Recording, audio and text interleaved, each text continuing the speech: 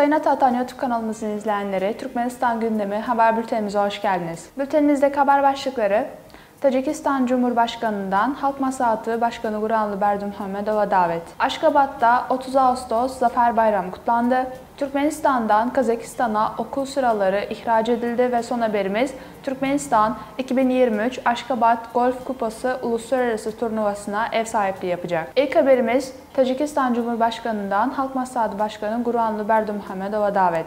Tacikistan Devlet Başkanı İmomali Rahman, Türkmen halkının ulusal lideri Türkmenistan Halk Maslahatı Başkanı Guranlı Berdimuhamedova mektup gönderdi. Mektubunda İmomali Rahman, Halk Maslahatı Başkanı Guranlı Berdimuhamedova ülkesine davet etti. Özellikle bu mektupta şu ifadeler yer aldı: Bu yılın Ağustos ayı başlarında Aşgabat'a yaptığım ziyaret sırasında bana gösterilen nazik konukseverlik için size en içten şükranlarımı sunmak isterim. Türkmenistan'ın başkentinde gerçekleştirilen üst düzey üçlü toplantı, bölgemizin önemli konularının açıklık ve güven ortamında müzakere edilmesine olanak sağladı. Karşılıklı güvene dayalı siyasi diyaloğun geliştirilmesine önem vererek sizi bu yıl 14 Eylül tarihinde Duşanbe'de düzenlenecek olan Orta Asya Ülkeleri Devlet Başkanları İstişare Toplantısı'nın 5. yıl dönümü zirvesine katılmaya davet etmekten büyük mutluluk duyuyorum. Önümüzdeki toplantının bölgesel işbirliğinin daha da geliştirilmesine ve ortak evimiz Orta Asya'da güvenlik ve istikrarın daha da güçlendirilmesine katkıda bulunacağına inanıyorum ifadelerini kullandı.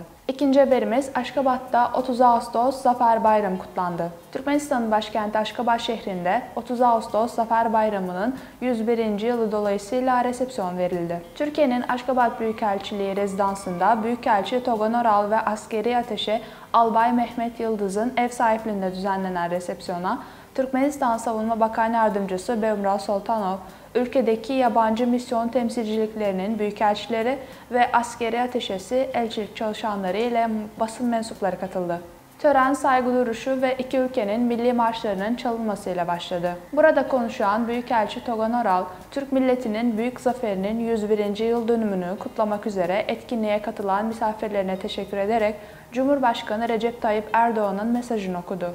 Askeri Ateşe Yıldız da Mustafa Kemal Atatürk'ün büyük zaferinin yıl dönümünü kutlamanın mutluluğunu yaşadıklarını ifade etti. Türkmenistan Savunma Bakan Yardımcısı Soltanov, konukları Türkiye'nin Zafer Bayramı ve Türk Silahlı Kuvvetleri'nin 101. yıl dönümü dolayısıyla kutladı. Resepsiyon konuklara Türk mutfağından yemeklerin ikram edilmesiyle sona erdi. Sıradaki haberimiz Türkmenistan'dan Kazakistan'a okul sıraları ihraç edildi.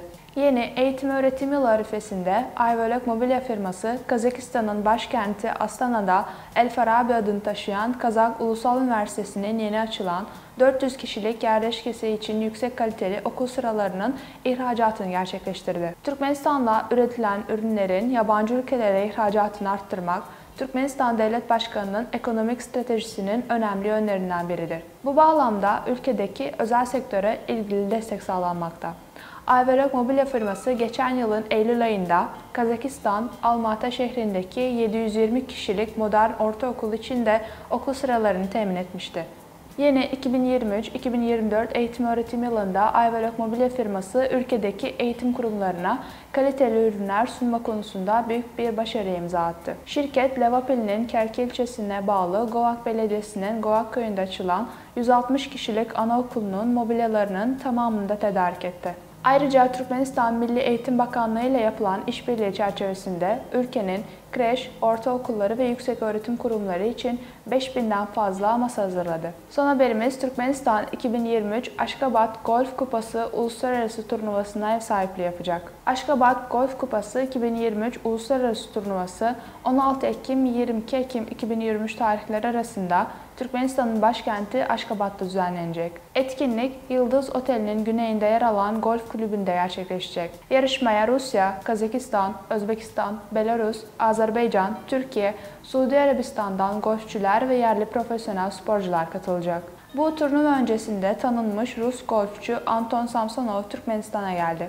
Yerel profesyonellere ve amatörlere ustalık dersi verdi ve onlara nasıl düzgün antrenman yapacaklarını da anlattı. Golf Kulübü Müdürü Ferhat Berkeliyev, Anton Samsonov ile şampiyona hazırlık konularını görüştü. Rus golfçü kulübün altyapısının üst düzeyde uluslararası bir turnuvaya ev sahipliği yapmaya olanak sağlayacağını kaydetti. Yarışma programı, Aşgabat'ın turistik yerlerine gezi programını da içermekte. Şampiyonanın amacı uluslararası işbirliğini geliştirmek ve Türkmenistan'da golfün kitlesel karakterini genişletmek. Sayın Atatan YouTube kanalımızın izleyenleri Türkmenistan ile ilgili Türkçe haberlerimizi atatanturkmenistan.com sitemizden takip edebilirsiniz.